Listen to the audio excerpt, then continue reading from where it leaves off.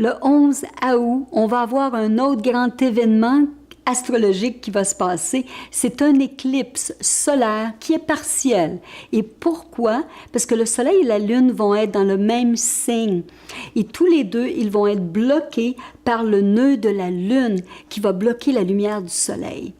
Alors, les deux, la Lune et le Soleil, vont être bloqués par les fameux démons Rahu et Ketu. Alors, on dit toujours dans la tradition de l'Est que ce n'est pas chanceux le temps d'une éclipse. Pourquoi? Parce que cette noirceur, elle existe. Et la noirceur va toujours suivre l'éclipse pendant quelques jours après. Alors, pendant une éclipse ou les jours qui vont suivre, on ne peut pas voir tous les détails. Alors, si quelqu'un de nouveau vient dans notre vie, on ne va pas voir les détails ou un nouveau projet ou une nouvelle maison. Alors, c'est un temps où on va plutôt suggérer ne commencez pas ou ne terminez pas une relation ou un projet ou quelque chose de nouveau. Mais c'est un temps de méditer et d'aller à l'intérieur. C'est le temps de faire notre travail de soi, en dedans nous, ça c'est sûr. Alors, on va avoir beaucoup de planètes regroupées dans un signe très émotif du Cancer dans l'astrologie védique. Et on le sait, c'est un signe d'émotion, c'est un signe de vulnérabilité, mais aussi, ce qui vient dramatiser, c'est que Mars est en Capricorne, opposé avec Ketu.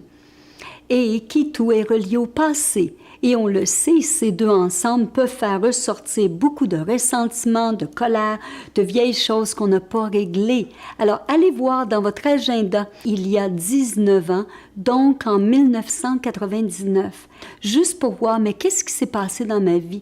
Mais surtout, quelle est la leçon que j'ai apprise? Parce qu'on a toujours besoin d'apprendre quelque chose.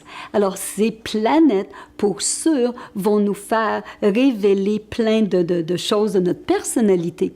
Et en plus, ce qu'on doit faire attention, c'est que Mercure en Cancer est rétrograde. Et Mercure, c'est tout au niveau de la communication.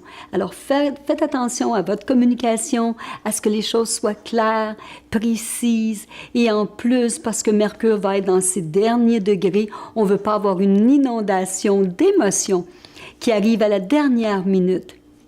Donc, une petite perspective ou une suggestion que je vais vous faire, essayez de rester pendant les jours de l'éclipse ou même après, loin des nouvelles ou des médias ou de tout ce qui se passe pour ne pas juste entendre des choses négatives ou pour ne pas être fâché ou se laisser aggraver par qu'est-ce qu'on voit. Mais plutôt, c'est le temps d'envoyer plein d'amour au monde, plein de paix et de joie de vivre.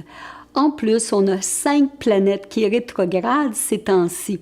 Alors, c'est vraiment le temps de réévaluer comment on utilise notre énergie, comment on veut faire les choses pour recommencer à neuf sur un nouveau départ. La bonne nouvelle, on va avoir Vénus qui sera en Balance à l'automne. Et ça, je vais vous en parler parce que ça va être de bon augure et on veut faire des bonnes choses harmonieuses pendant cette période. Alors, bonne éclipse et à très bientôt.